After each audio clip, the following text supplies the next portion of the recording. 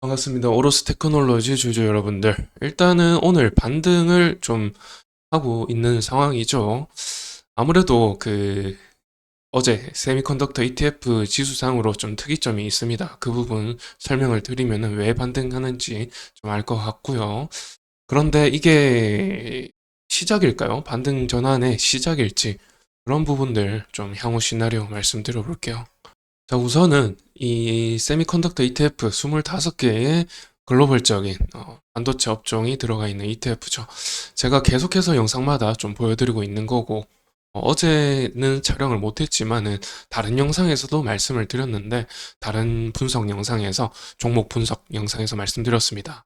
60일선 뚫고 하향 돌파해가지고 120일선까지 갈 것 같다 말씀드렸는데, 일단 121선까지 지금 가게 된다라고 봤을 때 이 선을 좀 그어보면은 여기에 위치하죠. 여기 지금 가격대가 좀 유의미합니다. 이 121선까지 터치하는 게 유의미한데 왜 그러냐면 엔비디아가 지난 분기 이 실적 발표가 있은 날짜로부터 이렇게 상승한 거거든요. 그래서 이 실적 발표가 있기 전에 다소 횡보했었는데 이 가격으로 지금 내려가는 거죠. 그래서 121선이 유의미하게 엔비디아의 실적 발표까지 좀 떨어질 가능성이 있었던 거였거든요. 그래서 아무래도 이 실적 발표까지 좀 가격 조정이 이루어질 것 같다라고 말씀드렸는데 아니나 다를까 어제 새벽에 분봉으로 보게 되면 10시 반부터잖아요.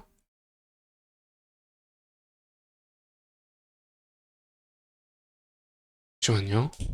이게 조절을 하는데 시간이 보이지를 않아가지고 네, 이때부터 시작이죠. 어제 장 시작 전부터 이 지수 자체가 엄청 빠졌습니다.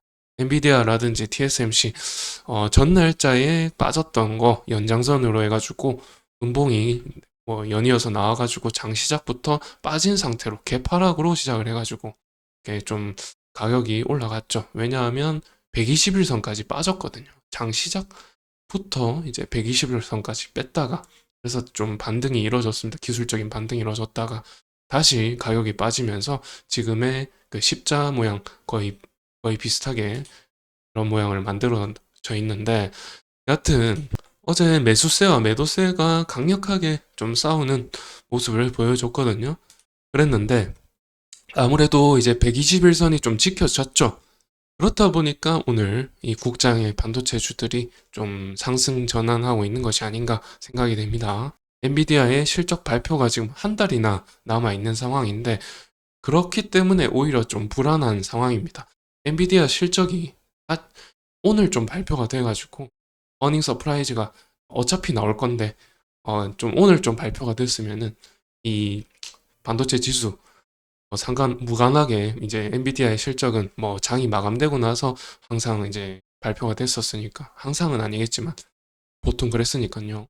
그래가지고 장 마감되고 엔비디아 실적 발표되고 그래서 국장에서 큰 상승이 이루어졌으면 좋았을 텐데 그렇지는 못하고 일단 엔비디아의 실적이 한 달이나 남아 있는 것은 다소 불안한 요소입니다. 그리고 지금 121선이 지켜졌다고 해서 여하튼 간에 그 불안한 대선이 앞으로 3개월 남았고 또 엔비디아의 실적 발표도 1개월이 남아 있는 상황에서 이 121선이 계속해서 지켜질지는 미지수이기 때문에 그래서 아직 모른다라고 드리는 겁니다. 그러면은 이 반도체 시장이 다시금 화랑으로 돌아올 것인가? 라고 물으신다면은 저는 또 그것에 대해서는 또 확실하게 그렇다라고 말씀을 드릴 수가 있는 게 여기 보시게 되면 이 주기라는 게 이 호황의 주기가 4년마다 일어나는 것을 확인할 수가 있습니다. 이 D램의 출하량을 나타낸 것인데 아무래도 D램이 가장 근본이죠. 반도체 업황의 근본이기 때문에 이 D램의 출하량이 곧 호황을 나타낸다라고 보시면 되겠고 D램의 출하량이 급증했다 했던 것이 거의 4년마다 이루어졌습니다. 21년도에 이루어졌고 이제 앞으로 25년도에 호황이라는 얘기죠. 마찬가지로 이게 지금 계속해서 제가 영상마다 말씀드렸었는데 23년에 최저점을 찍고 이제 회복을 넘어서 이제 호황으로 다가가고 있는 상황이죠. 24년은 회복기고요. 23년, 24년, 25년 이렇게 봤을 때 24년은 이제 회복입니다. 그래서 25년에 이렇게 호황으로 가게 되기 때문에 아무래도 이제 반도체 업황 자체는 아직까지 좀 상승 동력이 있는 상황이다라고 보여지고요.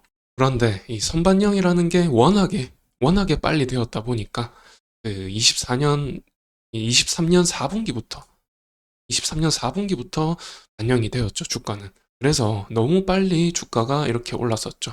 그랬는데 다소 이렇게 반납이 되고 있는 상황이고, 여하튼 가격 조정이 크게 이루어지고 있습니다, 지금. 크게 이루어지고 있고. 이제 앞으로 실적 시즌이죠. 이제 3분기, 4분기에 실적부터 호조세가 나오면서 실적 모멘텀으로 또 올라갈 수가 있는 것이고, 여하튼 장비주들은 아직 멀었습니다. 매출 부분에서 2분기 실적에서 크게 증가할 것이라고 기대되지 않는 상황이고 2분기 실적 모멘텀으로 올라가기는 좀 힘듭니다.